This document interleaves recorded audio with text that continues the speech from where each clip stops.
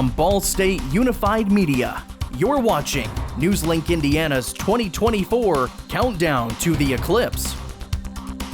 Good afternoon, and thank you for joining us for the 2024 Countdown to the Eclipse. I'm Jack Van Meter. And I'm Oliver Moster. What Central Indiana is about to experience is one of the rarest events in our lifetime. A total solar eclipse will darken the skies of Central Indiana, the last one happening in 2017, and the next one not happening for another 2 decades, at least for us here in the United States. But let's take a look at the path of what this eclipse will take. So it'll cross North America, passing over Mexico, the United States, and then ending in Canada. The first location in continental North America that will experience totality is Mexico's Pacific coast, and that was this morning around 11:07 a.m. Pacific time. The path continues from Mexico, entering the United States in Texas. I'm about to label a lot of states here, going from Texas through Oklahoma, Arkansas, Missouri, Illinois, Kentucky, Indiana, Ohio, Pennsylvania, New York, Vermont, New Hampshire, and then finally ending in Maine before it does go off into Canada. Wow. It's a big one. Lots of states. That's a lot of states. That is a lot of states, honestly. But of course, we've talked about how rare the phenomenon happens when the moon passes between the sun and the earth and completely blocking the sun. But there's actually a lot more science behind the eclipse. We're joined here by Chief Weather Forecaster Hope Kleitsch. I mean, it is such a rare phenomenon to happen, and to happen over your location is just, what are the odds of that happening? And this is 2 for you. I was about to say, what are the odds of this happening twice I for don't you? mean to brag about it, but I'm going to brag a little bit about it because they say once in a lifetime opportunity. How about twice in a lifetime opportunity? Saw it back in 2017 in St. Louis, and I wish I would have enjoyed it more than I did because back then it was 98 degrees. We were on the turf field and sweating. I was about to say, I'm sweating now. That's horrible. And we had to sit out there for like 4 hours, and it was like, okay, there's the sun. But now, being older, I'm like, wow, this is going to be so much fun. Do you remember what it felt like? Yeah, it was, you went from 98 feeling like 110 to I don't know, probably 90 feeling more like 98. Well, a little relief. That's great. A little But relief. it was so much fun, and I'm so excited, just like you guys are, to see this a second time. Yeah, that's awesome. So let's go ahead. Why don't you go over there and show us a little bit of how the science works? Yeah, there's a lot of science behind it, obviously. And like you mentioned that, Jack, there are a lot of states in the path of this total solar eclipse. As you see here, like you mentioned, it moves through Mexico, makes its way through a couple of states, and finally makes its way into Muncie. And much of our viewing area actually gets in on this total solar eclipse. For us here in Muncie, though, the partial eclipse starts around 1:52, and after this happens, you'll definitely want to put on those glasses so you don't have any eye damage. But the totality starts right around 3:07 p.m., and that's when that moon completely covers the sun. And here you can take off those glasses and enjoy this whole phenomenon. And this whole thing comes to a close around 4:24. But after totality, we have around 4 minutes of totality, one of the longest times in the whole United States.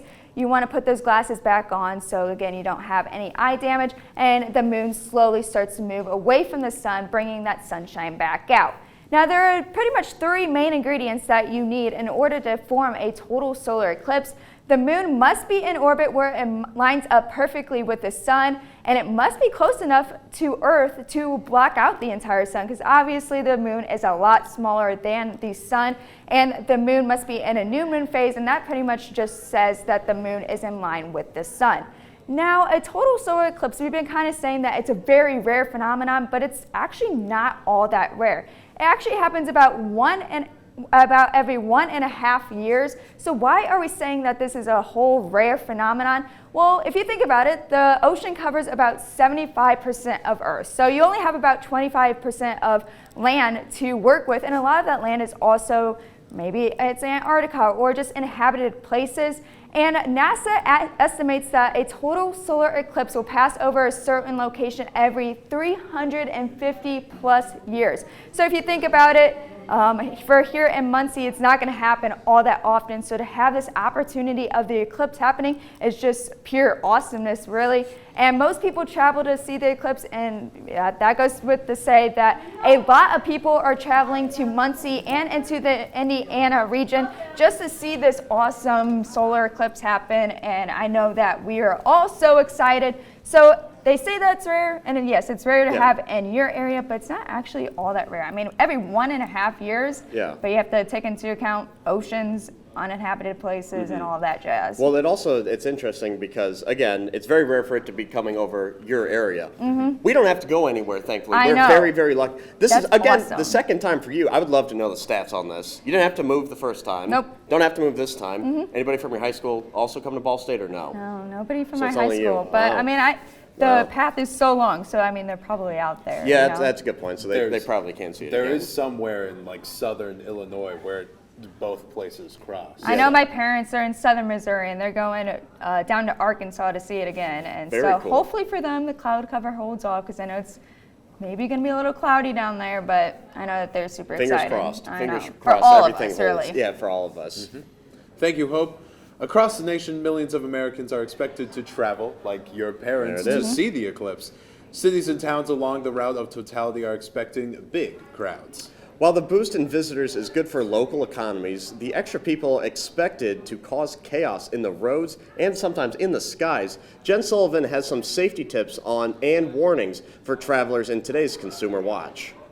It's a rare event, a total solar eclipse, and millions of Americans are expected to travel to see the awe-inspiring sight on April 8th. But that means more drivers on the roads and more passengers at airports. You really need to plan ahead and be safe. Communities from Mexico up to Canada are in the path of totality, meaning the moon will completely cover the sun, creating total darkness during daylight. Some areas like western New York are expecting 1 million visitors. Elizabeth Carey with AAA has several tips for drivers, like navigating the old-fashioned way with a map, especially if you're traveling in less populated areas. In a very rural area, you're talking about wilderness with no cell service. AAA also recommends drivers don't try and watch the eclipse while driving. Have your headlights on. Don't wear your eclipse glasses while driving, and watch out for animals. It could trigger wildlife to be out and about. And if you're flying, the FAA is warning travelers to expect long lines and possible delays at airports. Monday's eclipse falls during the busy spring break travel season. The FAA says they're expecting more than 46,000 flights the day after the eclipse. For Consumer Watch, I'm Jen Sullivan. The next total solar eclipse visible in the U.S. won't be until August 23rd, 2044, my brother's 25th birthday. 25th birthday? Wait a second. You told me something different. I was about to say, you said something different earlier. My brother will be born. Your brother is not aging. He's 5 years old. That's wild. 40, gosh. We're going to be old. That's why, older. We're going to be soaking it in today as much as we possibly can. But back here at home, the university police sent an email to students last week outlining campus safety on the day of the eclipse. The email covered various topics from parking to designated viewing areas. According to the email, traffic congestion is expected immediately following the eclipse. The email also says some patience will be needed on April 8th. The University Police Department is also advising to expect cellular disruption. This is due to the increase of visitors within the area. The email advises students, faculty, and staff to go to certain locations such as the Quad, University Green, and the Brown Family Amphitheater, along with La Follette Field, to experience the eclipse. They also outlined in that email expressly, do not go to rooftops. Don't go on the rooftops. Rooftops are not open. They are prohibited. Well, here's the deal. It's a double-edged sword, right? Safety, of course. Yes. That's probably not the greatest idea of all time. It does stink, though, a little bit. But you know what? I understand, though. Because since the sun's being covered by the moon. Correct. It's going to be almost A sunset? It'll be a 360 degrees sunset. That's we're looking, again, cloud cover permitting, we should be seeing those sunset colors on each of the 4 cardinal directions, so not just the west. So that'll be something I'm actually really looking forward to. That's why we're going to get through the show and I'm running back home. Oh, and, big time. And we're going to watch this. But we're so close, actually, just under an hour away from the eclipse. And if you plan on watching, do you? I hope so. I think I was planning on watching with you. I was thinking of maybe making a little bit of pasta. Well, eclipse pasta? Watching the water boil, I think, is what I'm going to be doing during totality. That's a horrible idea. Thank you. I do want to warn everybody, though, about fake Eclipse glasses. They are actually hitting the market. So here's how to tell if your glasses are real or fake. So look closely. The orange frame glasses at the top, they are counterfeit. They come with black sunglass-like lenses and have straight left and right edges. Meanwhile, the real Eclipse glasses, like Oliver is wearing right now, like the pair at the bottom of your screen as well, have reflective lenses and curved left and right edges. According to the American Astronomical Society, the counterfeit glasses may not be hard to spot because they have text with original artwork on them, which makes them appear real. To make sure you're not getting a fake pair of Eclipse glasses, you can check out the list of safe manufacturers and resellers on the American Astronomical Society's website. Yeah, you don't want to be messing around with the sun. Oliver, I know those glasses are so stylish, but I hate to tell you, you've got to read this. Oh. There. Gosh, you can't see anything in these Eclipse glasses. I know. In addition to these Eclipse glasses, there's some other swag that's totally out of this world. Oh my. A local jewelry business owner is making pieces in honor of this once-in-a-lifetime event. A local Muncie business owner, Melissa Wright, is making jewelry dedicated to this rare occasion. The Crafty Bee has been in business for around 10 years, selling handmade jewelry made from polymer clay. Wright says her excitement for the eclipse comes from the rarity of this remarkable event. We've not seen any of this anybody, if you've not been outside of Indiana, you've not seen this ever in your lifetime. So it's literally a once-in-a-lifetime event. They do happen other places, but not very often. Her excitement is not the main reason she made Eclipse jewelry, but it's her attendance at the Muncie Eclipse held by Magic City Market that drove her to create these unique pieces. I want to have a good variety of different kinds of jewelry for anybody I wanted to attract the masses to come and see all of my jewelry, to see what I have. Because the jewelry is handmade, no piece is exactly the same as the other.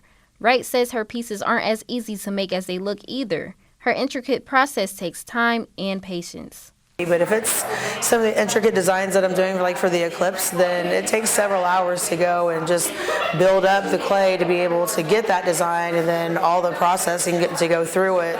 There's a lot of steps that go through it. The Eclipse jewelry is available for purchase, and if interested, contact the Crafty Bee on Facebook. In Muncie, Kamara Munn, NewsLink, Indiana. We've still got a lot in store for you here at our countdown to the eclipse. After the break, if you happen to live in the path of totality, we do, lucky, consider yourself lucky. Oh, see, there you go. In just minutes, why finding a place to stay is just as rare as the eclipse itself. Plus, Anna Chalker takes us back to one author who's using her art of storytelling to educate children. Stay with us. Last week, Brandon met a girl on a dating app. One day after work, he finally found the courage to ask her out. No answer. He started to panic. Was he being too pushy? Maybe it was too Sorry I didn't respond. I was driving. I would love to go on a date. How does tonight sound? Brandon tried to play it cool, but inside he knew. A girl so smart, so responsible. She must be a keeper.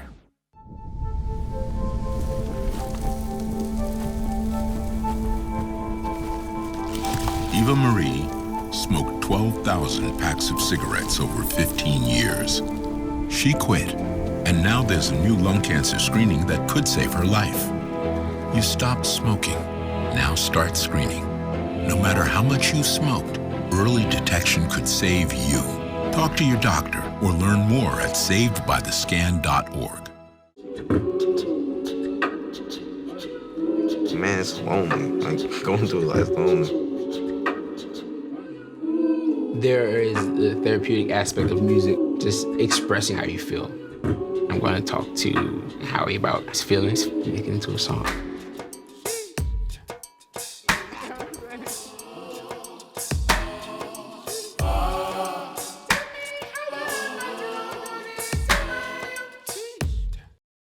Welcome back. For people traveling to Muncie, looking for a place to stay is very important. Oliver Moster, wow, shines some light on how it's also important for property owners.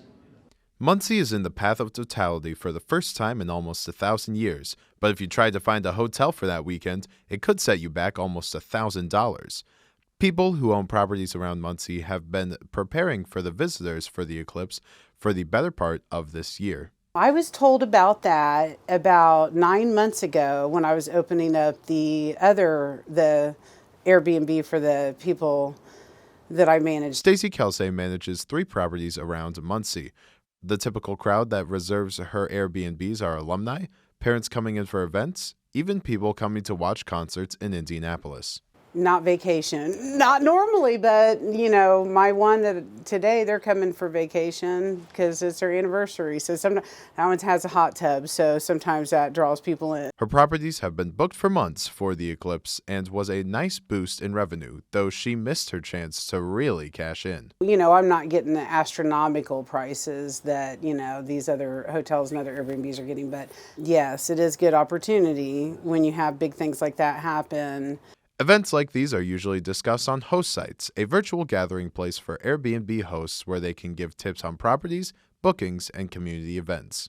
We give each other insights. A lot of times a host, you know, especially a lot of Indianapolis will post, you know, concert dates, things like that to let other hosts know to hike those prices. As to why people should come to Muncie for the eclipse, there's a lot of neat things in this town. You know, people ask me all the time, like, what can we do while we're there? I just think that we're in the location, you know, since it is going straight, you know, through. I mean, I don't think it really matters where your Airbnb is. In Muncie, Oliver Moster, NewsLink, Indiana. Wow. Best package I've ever made, I think. Best package you've ever made? Yep. Can I ask you a question? Yes. How many packages have you made, Oliver? 1. And you did it all by yourself? I did it all by myself. So proud of you. Thank you. Bless you. Some of the most advanced scientific instruments is just actually feet away from our studios. We're talking, of course, about Ball State's own Brown Planetarium. NewsLink Indiana's Austin Sheets reports how you can learn just more than the eclipse. A solar eclipse is rather rare, and usually you have to travel to go see one. The last time we saw one in Muncie, it was the year 957. Nicolette Terracciano is a recent Ball State alumnus and a planetarium show specialist. So we have a program here called Eclipse, the Sun Revealed. It's a really great program teaching the public about what a solar eclipse is, why they're so special. The planetarium is not only available for Ball State students, but also open to the rest of the community. It's free to the public, so anyone can come as long as we have seating, which we can see up to 152. I recommend make plans like right now if you can, because it will get very busy very fast. Everyone is welcome. We have shows every most Fridays and Saturdays to open to the public. They're free shows. We want to make it fun and engaging. So I feel having that friendly environment and making it a safe space here, our sophisticated technology. And it's one of the most advanced planetarium technologies across the Midwest. That purple machine is so sophisticated that when it projects the night sky up on the dome, you can observe it like you can the real sky in the real world. The show also informs how to view the eclipse safely and when it is okay to take off your glasses during total sun coverage. Because when the moon completely covers the sun like that, you're not going to see anything in your glasses. So if you don't take off your glasses, you're missing out on something really special. We'll hope to see you at the planetarium. We are giving out eclipse glasses to all of our visitors. So, you know, if you want a pair of eclipse glasses for the upcoming eclipse, I definitely recommend coming get your own pair. In Muncie, Austin Sheets, NewsLink, Indiana. Planetarium, one of my favorite places on campus. It's one of my favorite things. I know they do offer some free shows. I think usually on the weekends, Friday and Saturday, if I'm not mistaken. We went to an album listening party. We did, yeah, we did listen to it. That was awesome, actually. That was a very They had the colors up and everything synced up with the music. Oh, it was great. That was a great thing. Highly recommend all students and visitors, for that matter, to go to the Brown Planetarium. Go to the planetarium. Use the resources while you have it. Seriously. Exactly. The eclipse also presents a unique opportunity for the little ones to learn more about our solar system. In this story from the NewsLink Indiana Vault, Anna Chalker talked to one local artist who is sharing her skills to help kids learn. One day, a solar eclipse will come. A day Muncie is preparing for. The sun will be hidden in the middle of the day. And Lori Lunsford. The sky will darken for a few minutes. is shining light on the phenomenon. When Lunsford heard of the city's plans, she got the idea to write her 10th children's book. And I thought, well, I do children's books. Maybe I could do a children's book about the eclipse. And with her audience in mind, she wanted them to help write the story. The unique thing about my book is I did it with children. There's one picture in the book where it has kids climbing a tree. They were climbing my front yard tree, and so I took pictures and used them as models. But the eclipse is not the only thing Lunsford wants readers to remember. I want children to look up and see all the colors and the clouds and all the things that are up there. People like Lynn Moore are already helping Lunsford get her book out there. But then you have adults thinking, how do I explain the eclipse to my child? How do I educate them about what's going on? So with her sharing a book and us being able to distribute it for her, I think is helping people to become more aware. There is so much to see. Everyone has special glasses to wear. For a day on the horizon, they watch and they wait. In Muncie. When is the eclipse? Anna Chalker. Not yet. NewsLink, Indiana. Well, don't go anywhere. We've got lots more ahead as we count down for the eclipse. We're just under an hour away. Also ahead, a northern New York woman is celebrating both a personal milestone and the celestial event. Stick with us.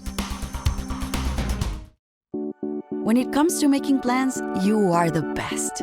What about those barbecues you plan in detail for your family? Or your daughter's first costume party? It was out of this world. The same way you plan each detail for those moments, start planning to protect you and your loved ones from a natural disaster. Sign up for local weather and emergency alerts. Prepare an emergency kit and make a family communications plan. Protecting your family is the best plan you can make. When tornadoes touched down in parts of our viewing area, NewsLink Indiana kept you informed days in advance. You do need to be seeking shelter. Marginal risk of severe weather. And days after. The roof has been ripped completely off of this house, giving you a first-hand look at the communities affected. When your neighbors lose their house and you don't, how lucky you are. The first to alert you of severe weather before it happens. NewsLink Indiana Weather. Can't believe you're doing this alone. I've done it before. I remember you threw your back out. How you holding up? Hand me that board. Nothing wrong with getting help. I'm good. I did it when Felicia left. I'll figure it out. I know you will, but you don't have to do it alone. That's all I'm saying. If I promise to look into it, will you drop it and help me build this fence? Now you need my help. It can be a real pain sometimes, you know that? Mm-hmm. If you or a veteran you know needs support, don't wait. Reach out. Find resources at va.gov/reach. Welcome back to the 2024 Countdown to the Eclipse. A northern New York woman is gearing up for what she calls a monumentous occasion in more ways than one. Benny Nazaj has her story. She does pretty good. Dot Pelkey is originally from Altona and used to be a Georgia Pacific employee in Plattsburgh. But for the last 11 years, she's been a retired resident at Watson Memorial Senior Housing in Moores. And at 101 years old, she's still very active, going on daily walks and socializing with her fellow neighbors. I get along with all of them. I can tell them off sometimes, but I get along with them. I think. Yeah, I love them all. They're all so good to me.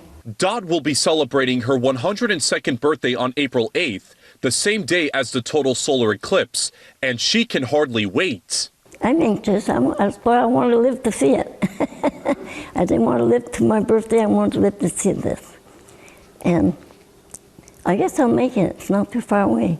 But it won't be her first time experiencing the phenomenon. She remembers the last time something like this happened back in 1932. It wasn't a complete. This is going to be a complete one. The other had a little bit. I wasn't very old, so. But I remember talking about it more than anything.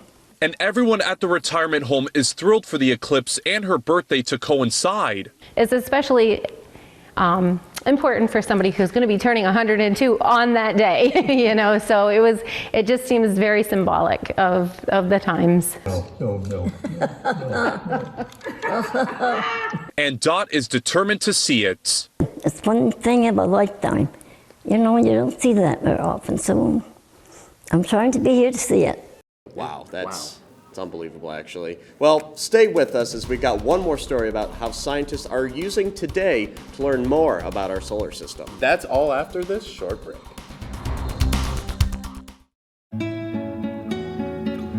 ¿Qué color?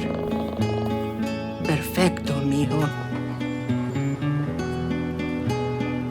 Gracias. Thank you. What's wrong, mijo?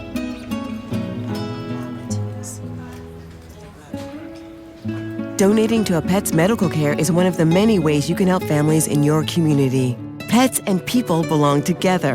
Learn more at petsandpeopletogether.org. At night, NewsLink Indiana brings you the news before you go to bed. But Friday mornings, you're waking up with Cardinal Weather, bringing you up to speed on the day's top stories. And giving you up-to-the-minute conditions from the Ball State Weather Center. And of course, lots of fun. I gave mine personality. Look, it's got eyebrows. Ooh. My lucky glove didn't even work. But I also am excited for those fall temperatures. Start your Friday mornings with Cardinal Weather, live on the Cardinal Weather Facebook page. Welcome back. Millions will likely be looking up today as the moon casts a shadow across the middle of the country. I know we will just right after this. Oh, yeah. It's not just a fun event, but a rare chance for scientists to try and better understand how sun activity can have major impacts on Earth communications and infrastructure. CNN's Michael Yoshida joins us now. He spoke with NASA about what makes this such a unique opportunity. NASA's deputy administrator says this eclipse gives scientists around the world a rare chance to try and better understand the sun and its solar storms and how they can disrupt big parts of our lives, from GPS to the internet. As millions watch the moon block out the sun, scientists across the globe will be keeping a close watch too. This eclipse allowing researchers to study the outer edges of the sun in a way they normally can't. If you talk to the science community about this, they call the moon the perfect coronagraph because it blocks out most of the sun in just a way that allows us to look at the corona. That's the outer atmosphere of the sun, a place scientists still have many questions about. It's where solar winds and storms come from, which when aimed at Earth can affect our upper atmosphere. Sometimes in great ways like the northern lights, and sometimes in not so great ways like disrupting communications. NASA will be using sounding rockets and high-altitude planes to try and better understand this solar activity. In the past, GPS, electrical grids, satellites, and more have been impacted by solar storms. The sun's activity is ramping up. Peter Becker, a George Mason University professor, is working with the Navy and Department of Defense to better understand how solar activities impact systems on Earth, including the internet. He says a lot of infrastructure needs to be improved to prevent what he calls an internet apocalypse. If you take the internet down, even for a day, I think the estimates are like about $10 billion of economic damage per day in the U.S. alone. This eclipse differs from the one we saw 7 years ago when the sun was at a solar minimum. This year, the sun near a solar maximum, meaning there will be more activity, more potential eruptions from the sun, more potential solar storms for those scientists to study. In Washington, I'm Michael Yoshida reporting. Unbelievable. Unbelievable. Just everything I learn about this. I mean, I'm just learning things today, and the eclipse is today. You know, it's wild. It's going to be really, really strong today. I know we've had just a strong solar season, strong, ending of 2023 into 2024. We've seen major outages by cell phone companies. Just remember, I think it was about a month and a half ago. Just about, yeah. AT&T just experienced a massive outage because there's a big solar flare that came into our atmosphere and knocked out their coverage.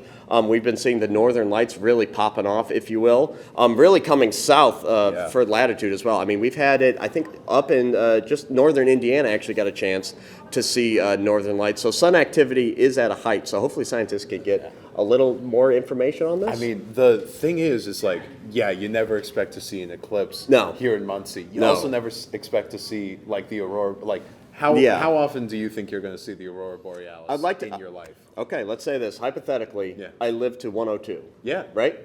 I'd like to see it once. You look the same, though. How about you saw it, didn't you? Yeah, I saw the northern lights up in Alpena, Michigan. Yeah. Just over Labor Day. But even Alpena, Michigan is kind of south for the northern lights. 45th parallel. 45th parallel. It is south because we usually see it more northerly. Yes. But it's pretty cool. Well, dare I say, it's getting at that time. We gotta run out of here because we gotta run and we gotta catch this thing because I am not missing this for the world. But you know what? That's our coverage of the 2024 solar eclipse. Thank you so much for joining us. Be sure to tune in tonight at 9 on the NewsLink Indiana Facebook page and YouTube page for our newscast. And for news anytime, anywhere, just go to ballstatedaily.com. I'm Jack Van Meter. And I'm Oliver Moster. Have a great afternoon, and remember, wear your Eclipse glasses. Look at these.